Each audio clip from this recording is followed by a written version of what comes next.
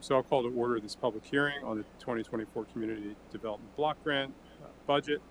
And Michaela, we have you here to present to us. I don't have my glasses on, but I think that's who I'm looking at. Yeah, we have, right. Now I can see you.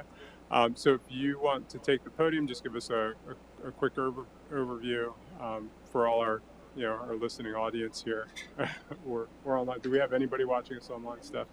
Oh, we do. Good. Sure. So I didn't write anything particularly detailed here. I assume we go over in more detail later. Hello, if you don't know me, I'm Michaela Kitchen. I'm the Assistant Director of the Redevelopment Authority here in Carlisle.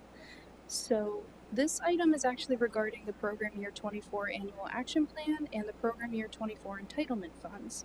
Carlisle Borough received $341,710 in direct entitlement, which, under the CDBG program guidelines, is to be spent primarily to the benefit of low to moderate income persons within the borough. Now that the amount of allocation is known, the borough staff have assessed the needs in the borough and decided that the best activities to allocate the money to within this plan. The plan will be submitted to HUD for approval, and then money will become available in the fall, usually around October or November. We did have a delay this year in administration, but with the cooperation of both HUD and the borough staff, we were able to make it work, and activities should go on as planned. As the lead entity responsible for the administration of the grant and for preparing the annual action plan on behalf of Carlisle Borough, we at the authorities are prepared to get the plan submitted immediately after approval from the council is granted. Thank you. Okay, thank you. Is there any, I know there's no public comment here in Borough Hall. Steph, do you have anybody raising a hand? Okay. Any questions or comments from council? Okay, then I'll adjourn this hearing. Thank you, Michaela. Okay, I call to order this July 31st, 2024 council workshop meeting. All please rise for the pledge. I pledge allegiance to the flag of the United States of America and to the republic for which it stands, one nation, under God, indivisible, with liberty and justice for all. Okay, first order of business, we have two members of council, Councilor Roos and Councilor Hicks, who are joining us by video conference. Is there a motion to approve their attendance by video conference? So moved. It's a motion by the Deputy Mayor. Is there a second? Second. Second by Councilor Stubbe. Any discussion? Hearing none, I'll call the question. All those in favor, please signify by saying aye. Aye. Those opposed say nay. And the motion carries. Jackie and Joel, thanks for joining us. Thank you. Thank you. Next up is an opportunity for citizens to be heard. So, Michaela, unless you want to be heard again, I assume you only one in the room with us. Anybody else other than Miss Wanda online there, Steph?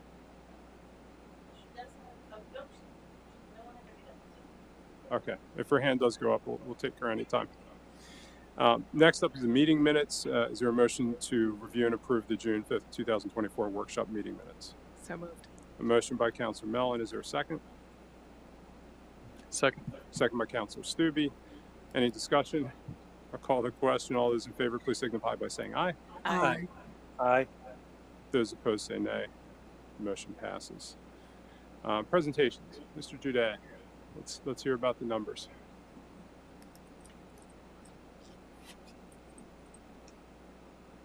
I should say Assistant Borough Manager Jude.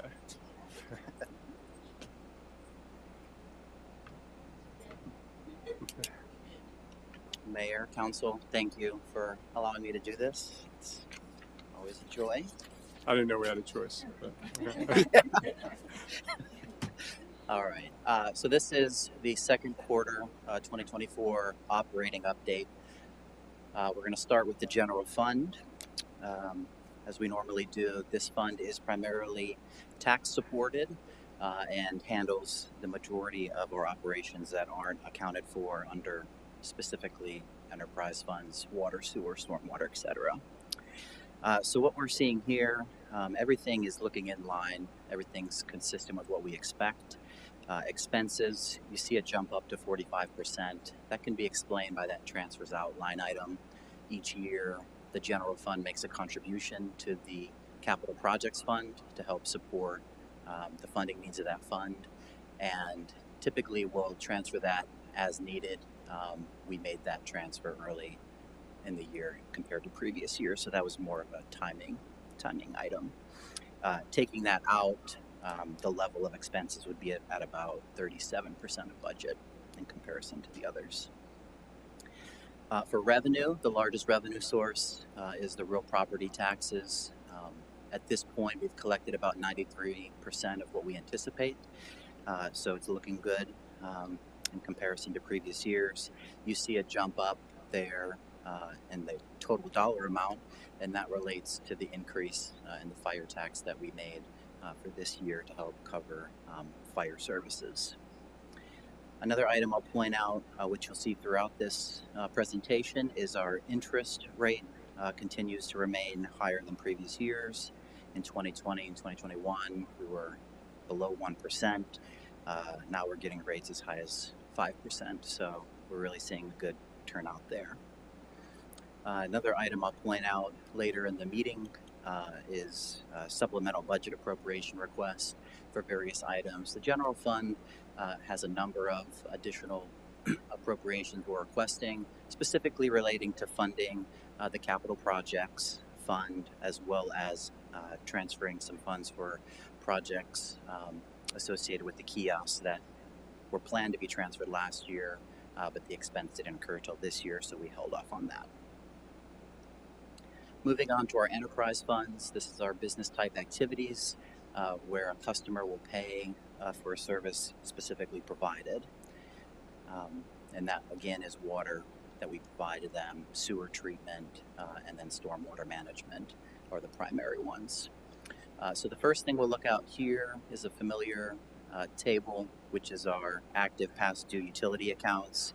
When you look at 2023 and 2024, we've kind of stalled in terms of where our collections are, meaning right now the flexible payment arrangements that we offer, they're being used, so we're not really intending to collect any more at this point because we're offering that service. For residential, last I checked, of the 17, 16 of them were on a payment arrangement plan and were current. Our water fund, things are looking consistent with expectations. The expense as a percent of budget across the board is very consistent, so nothing really to point out on the expense side. On revenues, we see that uptick in the interest rate. And I also wanted to point out in 2024, we didn't increase water rates or sewer rates with the intent of doing a rate study. In the next month or 2 months, we'll be coming before council with the results of the rate study that we're currently undergoing to determine where our next several years will look like for the water and sewer rates. Debt issuance tonight, coming before council is a resolution asking council to take action to reimburse itself for any capital expenses that might use debt if we were to issue it later in the year. This is an administrative item, not requiring us to issue debt, but gives us that flexibility to recover costs should we decide to. Sewer fund, very similar to the water fund. One thing under expenditures I'll point out is a supplemental appropriation for operating costs related to remote utility reading software. So with our water and sewer billings now, we've switched to remote read for the majority of our residential properties, which basically means we don't have to go out and manually read the meters. We can just, push a button and see what people have used.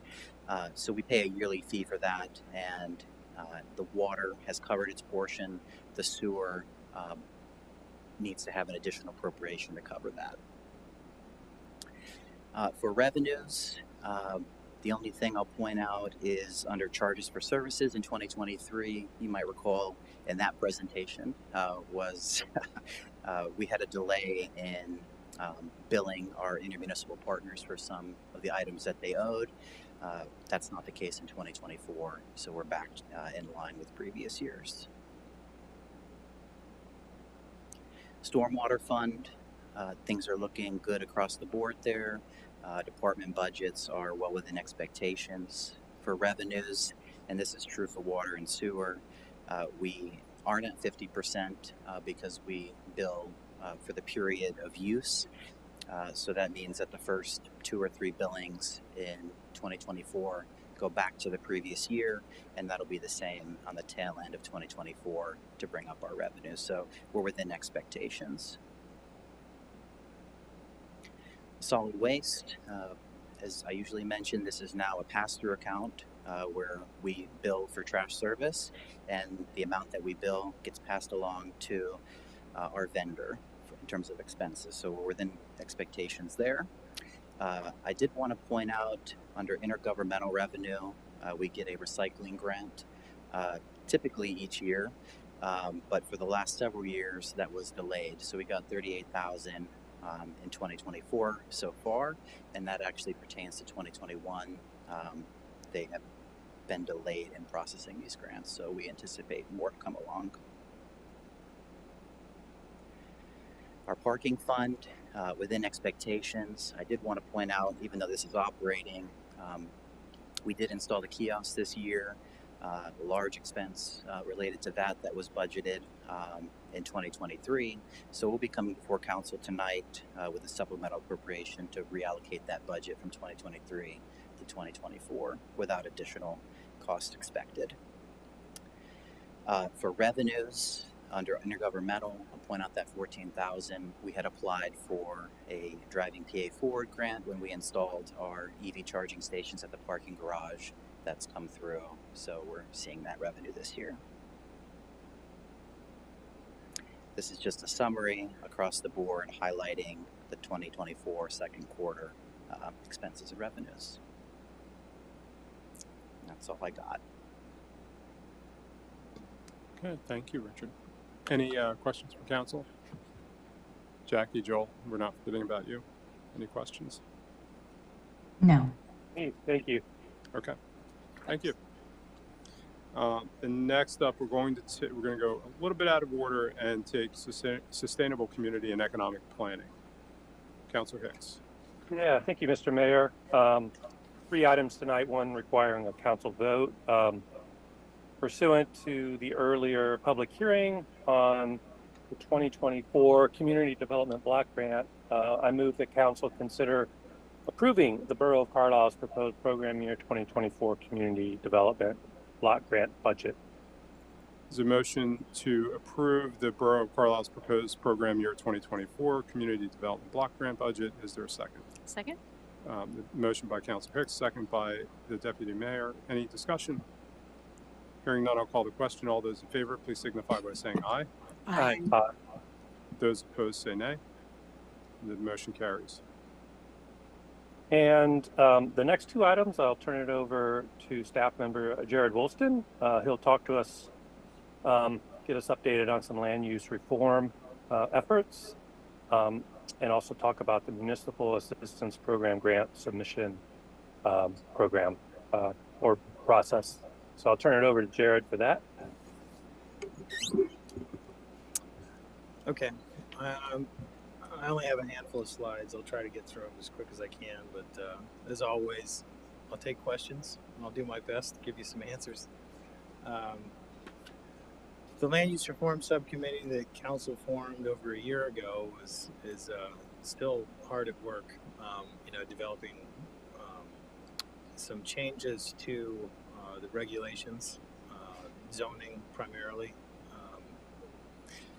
These are kind of the top 4 items that we're working on. Accessory dwelling units, you've already been briefed on that several times. The initial recommendation, and I'll get to it in the next slide, hasn't changed a whole lot, but we're spending a little bit more time thinking about context downtown. So I'll get into that next. Minimum bicycle parking. Again, you've been briefed on this before. We had a proof of concept that this regulation can be done in Carlisle without too much pushback. So we're going to, potentially float a text amendment to you. Artisan industry is kind of the newest thing. This did show up in a briefing to council December, January, or something.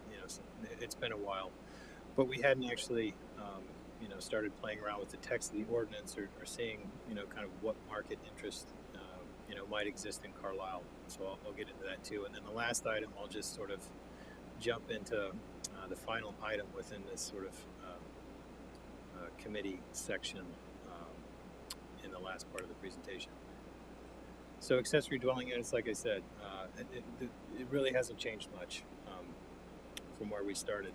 So the way the text amendment would work, you'd have an exemption from the density limits that pertain to minimum lot size requirements to create a dwelling unit. You'd get an exemption for that density limit if you have up to one unit on that lot. So we're sort of allowing somebody to create a modest dwelling unit on their property if they only have one lot, one dwelling. And there are some standards that sort of limit the scale of it. So it sort of blends within neighborhoods, and it's not too objectionable for people that are used to a certain context and land use intensity. The second item is a bit newer. We started looking at the downtown alleys, which is sort of a more urban context, with sort of a particular focus to some of the things that were desired. The carriage house over at, I always forget the name of it, 113 Social. Thank you. It's a good thing I can read lips. 113 Social. So there's this little carriage house. It's cute. I don't mind saying that. And it's not sort of visually unattractive. It's okay to see that in an alley. But the challenge, I think, in Carlisle is sort of articulating what that thing looks like in a code, so that we get that sort of result over and over again. The best recommendation I could come up with for the land use reform subcommittee is to sort of start zoning with pictures. So form-based code, again, council's been briefed on this, is a little different than our normal way of doing things, which is just to sort of write out how you want things to sort of be built and the process that you want people to follow. A form-based code organizes things by context, and it sort of uses some diagrams and some descriptions of different things within the diagram to get a development that's consistent. And the land use reform subcommittee is sort of looking at alleys, and that's what this map shows. So on staff, we have a person that's kind of helping me organize thoughts with our GIS tools. And on the map, you can see all the places that have an alley on them. And a lot of these places aren't in the same zoning district. So it's tough for us to use the existing code and our existing zoning map to say where you can and can't do this within a zoning context, a zoning district context. It's a lot easier to say, with this physical condition with an alley, here's what you can do. So that's sort of what we're working on. Everywhere there's an alley, we'll come up with sort of a context-sensitive code that sort of allows people to build a carriage house and put their accessory dwelling unit in it. So that's to come. Minimum bicycle parking. We don't have anything in the code right now in the zoning ordinance and the SALDO that requires minimum bicycle parking. Council's already articulated through policy that pedestrian and bicycle facilities and their safety is a priority. So putting this into the zoning ordinance and making it standard for new development seems like sort of an obvious thing to try. So we'll come up with a text amendment for council to consider that basically works like this. If you have a new parking lot with 10 spaces or more, then you're required to add a couple of bike spaces. It's just as simple as that. We tried that at the Lot 1 IAC site, and sort of working with the developer because it wasn't a standard, and there was really no objection to it. So again, for a new development that is really wanted in this community, we tried it and it was a success, so we'll try it again. Artisan industries, somewhat new within the zoning ordinance, but it's not a new thing in Pennsylvania. It's definitely not a new thing in New England. We tried this in my last town to try to get a couple of new businesses on Main Street. That have a manufacturing component. And in Carlisle, the challenge with manufacturing is that it's disallowed. You're not allowed to do any manufacturing uses downtown. And the best I can tell is that prohibition is to sort of avoid, large scale manufacturing, big sort of factories and whatnot that might be undesirable for people that want to be in the downtown for shopping or whatever they're doing. Small scale or sort of artisan industry or artisan manufacturing, it's a small space where you're sort of building things. You're making T-shirts. You're using the big machines to make like candy. Whatever. Breweries have also been talked about a bunch in the last year. Initial briefings to council explain that the brew pubs that we have that people seem to really like, that live here or that are visiting here, are disallowed. You're not allowed to do that in Carlisle without going through a discretionary review process to basically ask the zoning hearing board to develop a new use category because it doesn't exist in the zoning ordinance, or if you take a very narrow view of what it is and call it manufacturing, then it's just not allowed, so it's prohibited. So we might be able to knock out a few things with adopting a code for artisan industry. We'll get people, out of their basements that are making T-shirts and building skateboards or whatever it is they're doing, and onto Main Street. And and that's an interesting thing for people to see. They'll go there, they'll see how their stuff is made, and maybe they'll stop over to that cash register and make it ring. And this microbrewery issue, I mean, it's silly at this point. We have so many successful microbreweries in this town. Might as well make it permitted. So that's what this is about. So I'll jump ahead to the next agenda item unless you'd like to pause and talk about any of those other items. I'll just pipe in really quick. You're doing a great job, Jared.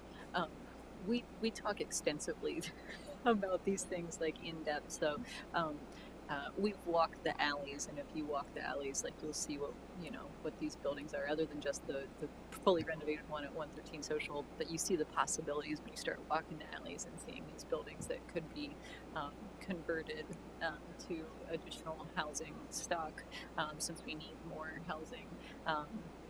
So that's a big part of Susan and I are because we love the carriage houses in Carlisle, and I think that this is where that's why this addition has come into play. And I appreciate Jared being able to think about how it can be incorporated into our zoning without it being overly complex. And I'll just mention, since Mitch joined us late, so you can have a moment to pump your fist or whatever you want to do. We're talking about having a requirement for new developments where there would be 2 bike parking for every 10 vehicle parking spaces. So you don't have to pump your fist, but I was hoping you would. There you go. Okay, thanks. Okay. So the other item under this sort of committee section is the municipalities assistance program. There's a grant opportunity that the state administers. They don't necessarily have a cap on what you can ask for. They have sort of a standard amount of money that projects usually get, although sometimes it goes a little higher. The staff have had some positive conversations with the people with the state that administer that program about the 2 places that I'm going to talk about in just a second. The trick with that grant application is it's a 50% match. So whatever we estimate the cost to be, the borough would sort of be required to contribute a 50% match. This recommendation will sort of look directly at my department budget, which has some planning money that was approved last year for this fiscal year, and so that's what we're sort of playing with, what's already been budgeted for. The turnaround on this grant application is fast approaching. It seems like I'm always telling you that these grant applications are fast approaching. It's at the end of the month, so we're working hard to put together a nice application. I think we're talking to the right people, but unless this conversation goes badly, we'll put together a PBS for you to act on, allowing us to submit this month. Small area plans are helpful for comprehensive planning, particularly where there's some gaps in the comp plan. A comprehensive plan or a master plan in other places really helps you, on the policy side of things. It helps people within the community understand, and certainly it's instructive for staff. It helps you develop regulations, and it helps you develop certain sort of programs that go to sort of deal with land use issues. Our comprehensive plan was last updated in 2019. I'm not counting the amendment that council just approved to sort of add the frog switch piece. It was amended in full in 2019. And I didn't participate in that, so I don't have the benefit of really much institutional knowledge when it comes to planning staff that were involved. But my perspective is that it leaves a lot to be desired outside of the core. So it really talks about downtown, and it talks about certain programs with a big focus on housing. There's some nice language in there about the transportation system and what's desired. But on the periphery of Carlisle Borough, it doesn't really tell us a lot about what we ought to do. It says, here are the existing conditions, here's the existing zoning map, and then there's kind of like a void. So as staff, we're sort of looking at existing conditions and sort of thinking about what it could be. And when we talk to developers, we talk to existing business owners, there's not much in terms of a vision for these places. But the two spots that are appearing on the map are, physically in decline, for a variety of reasons. Either the businesses are closing, parking lots are sort of way too big for the amount of use that they could accommodate, but they're actually not. The public realm is not an interesting place, not somewhere you'd maybe want to go hang out with your friends and family. So we delineated these places separate from some adjacent spots that might be more desirable. So the one on the left is North Hanover.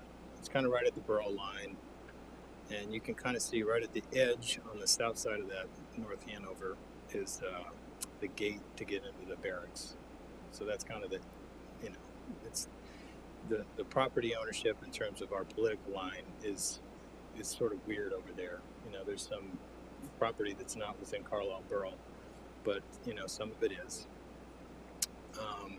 But the context is pretty homogeneous. The same kind of thing is repeated over and over again, and it's like I said before, it's showing some decline, a little bit of blight, some things that maybe need to be addressed.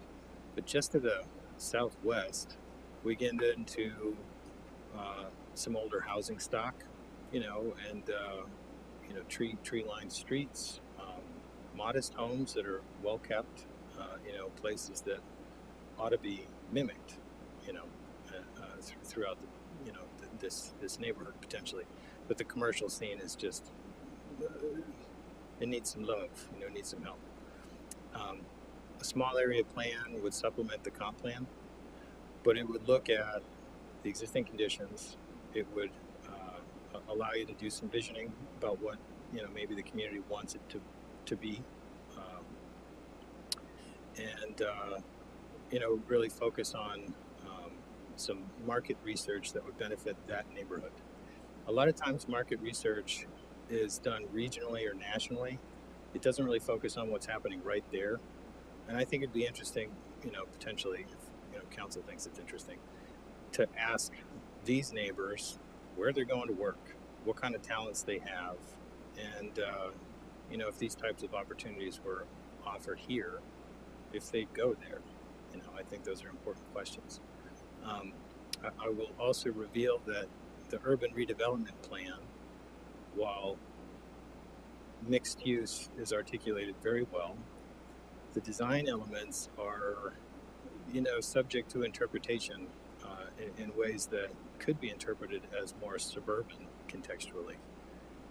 As staff, we'll always push back on that.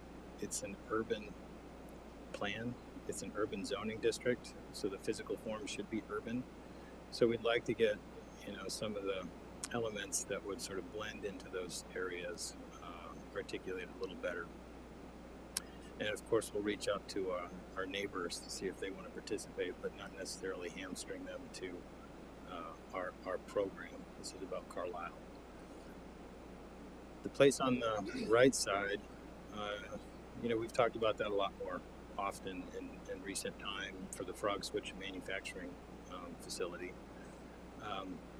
But this also has some areas of decline, and also even within the planning area, it's got some places that are, desirable, nice places that ought to be considered as, appropriate, even though some of the places are illegal within the dimensional standards of the zoning ordinance. So we'll have setbacks that are bisecting nice buildings when maybe those should be relaxed, or maybe the setbacks that are in places that are not being built on could be relaxed, provided there are some design elements that happen that make the public realm a little bit more desirable. The housing up to the northeast, those are great little houses. I mean, there's some really cool old housing stock in there that's just kind of hidden. I'm sure the neighbors wouldn't even like me talking about it. They're just tucked up in there. They're kind of minding their own business, but it's great housing. All the commercial corridor areas that are delineated through here are car oriented, except for that little neighborhood. Everywhere else in here, if you're not in a car, you're brave. You're very brave. And this is an opportunity to do some planning, just like I'm recommending for North Hanover, to sort of re-envision what it could be. We think it's going to cost some money. I think it's going to cost maybe a couple $100,000 to get into a planning process like this. But with some grant support and what's already been budgeted, I think we could pull it off. Comprehensive plans tend to take a while, so this could take a year or two to get done. It could take longer if we get into some protracted debates with neighbors that are out there that probably should happen. But you got to start somewhere. You got to start planning. So with that, I'll stop. Any questions or comments? I just can't recall. Did we ever share Natalia's story map with the rest of council? If we didn't, it's on the borough webpage. Oh, it is. Oh, okay, great. So we Then did post it's it on the publicly land use available. reform page. Yep. So okay. Natalia was a student in the fall who did some extensive work specifically about Frog Switch and the the Lowe's complex. And so some of the things that you referenced, like the illegal setbacks and things like that, she brings up in a very thoughtful way in the story map. So maybe we can send it out to council and just let people know that it exists, because I think it tells the story well. No, she did a great job with that, and I don't know, maybe Susan briefs you on some of the meetings we have with Delta, but Natalia stayed on as an intern with Delta, who's helping us get these grants. So that continuity from when she was an intern to kind of helping us get grant money has been great. Like, she can almost write the story for us without much help from staff. Oh, there it is. Yes.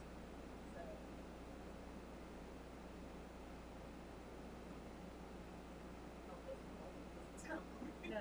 That's good. Thank you, Steph. Thanks, Jerry. And Okay. that concludes my report this evening. Thanks, Mr. Mayor. With the Municipal Assistance Program grant submission. That was all. Okay. That was all together. Okay. Just want to make sure.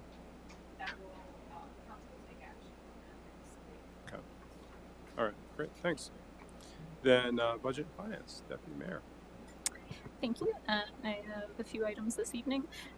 First, I make the motion that Borough Council adopt a resolution relating to the 2024 debt issuance to include appointing Davenport and Company as financial advisor and Eckert Siemens as bond counsel for the upcoming debt issuance project, and declaring that the borough intends to reimburse itself, if necessary, from the 2024 debt issuance for project expenditures related to the projects listed in the borough's capital improvement plan.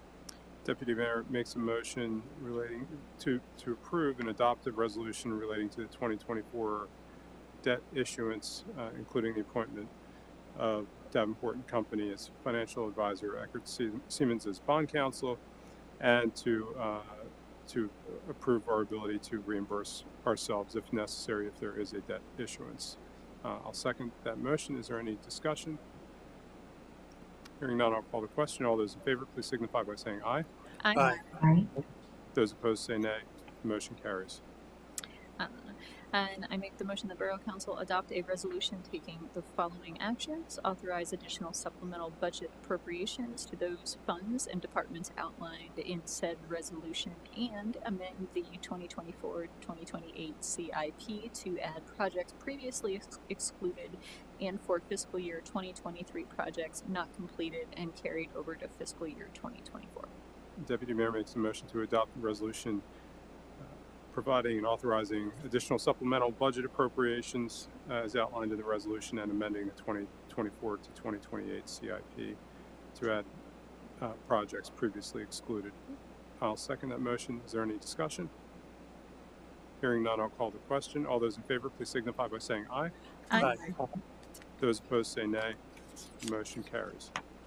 And my last item is make the motion that Borough Council authorize the Borough Manager to execute a contract with Whitmer Public Safety Group Incorporated, CoStar's vendor number 012-E22-281, in the amount of $29,222.94 for police department equipment and technology upgrades through the Commonwealth of Pennsylvania's Cooperative Purchasing Program.